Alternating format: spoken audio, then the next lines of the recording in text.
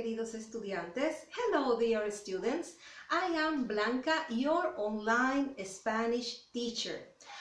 Today, we are going to talk about some topics related to Spanish language, of course. Okay, and those topics came out from some questions that my online Spanish students asked me, and those questions are, for example, teacher, is there anything called standard Spanish?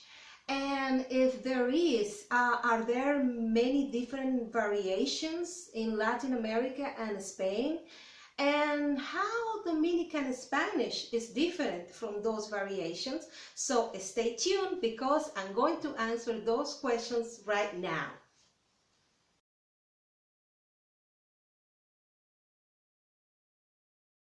The answer to that question is yes, it does.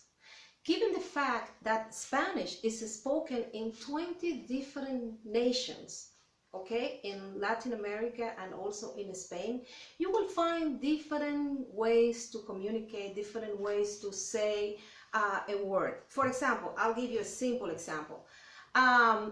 While in Mexico, a bus is called autobús, and the same thing here in Spain, okay? In Puerto Rico, Cuba, and Dominican Republic, it's called guagua. So it's the same bus, but it's just called guagua, while here in Spain is autobús, and the same in Mexico.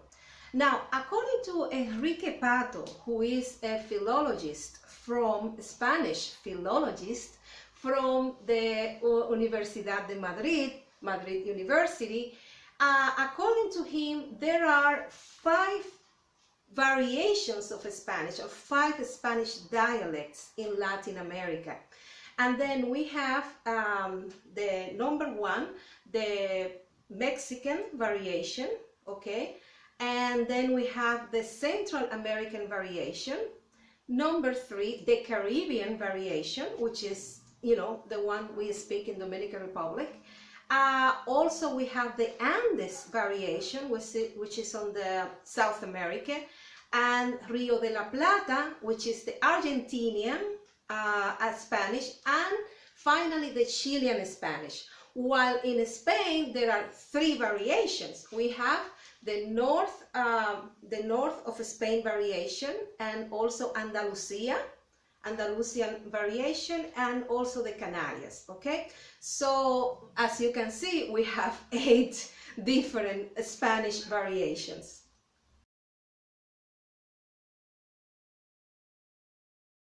Well, the answer to that question is yes, there is. There is. And that kind of Spanish is the one that we are going to find in film dubbing. Also, we will find it in, let's say, in the news. You know, the people who say the news, and on TV.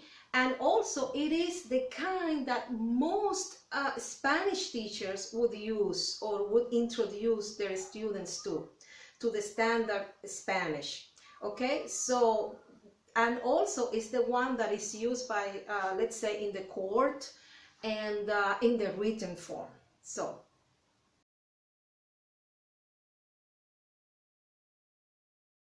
Dominican Spanish is part of the Caribbean Spanish region, which differs a lot from standard Spanish in terms of vocabulary and pronunciation.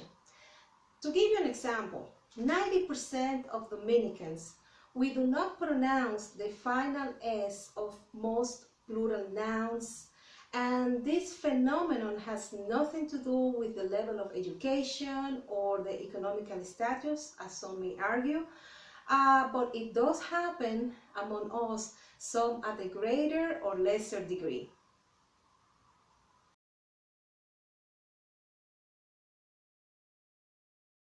In most universities that I worked for and language institutions, most of the material that are used comes from Spain, either from Spain or from Mexico, and then the vocabulary that material has, it varies from the way we Dominicans speak.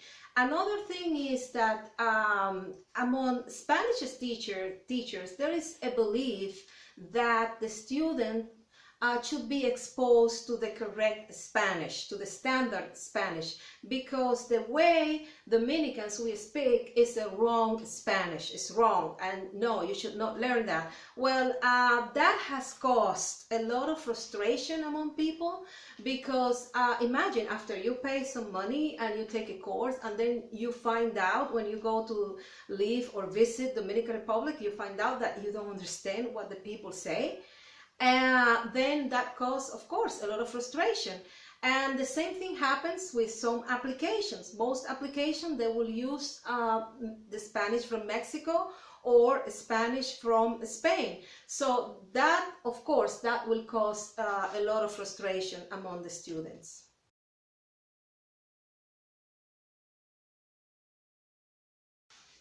Absolutely not.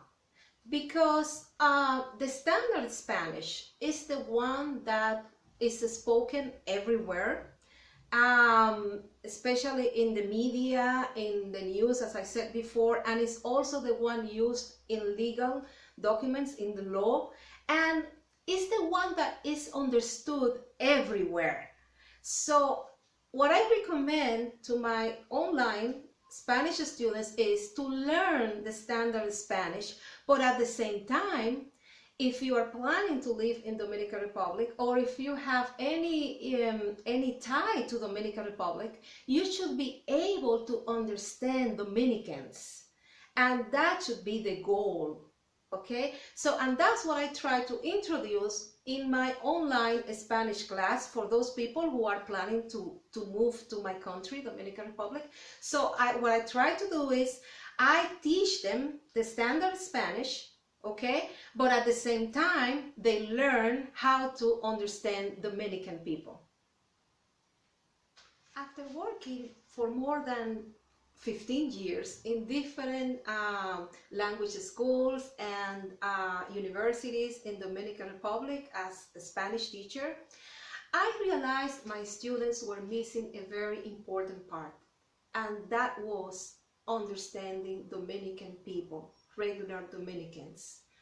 And for that reason, in 2018, I came up with a program, with an online program, because I wanted that everybody would be able to access this innovative program in which my students would learn standard Spanish. So that means you would be able to communicate anywhere in Latin America or Spain, and everybody will understand you.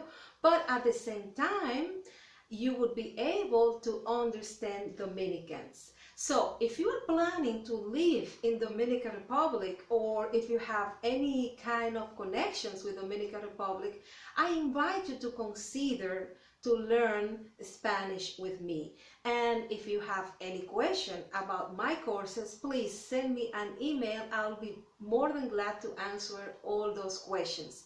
And finally, I would really appreciate if you subscribe to my channel, and please, if you like this video, hit on the bell button so I will be able to continue making more videos for you.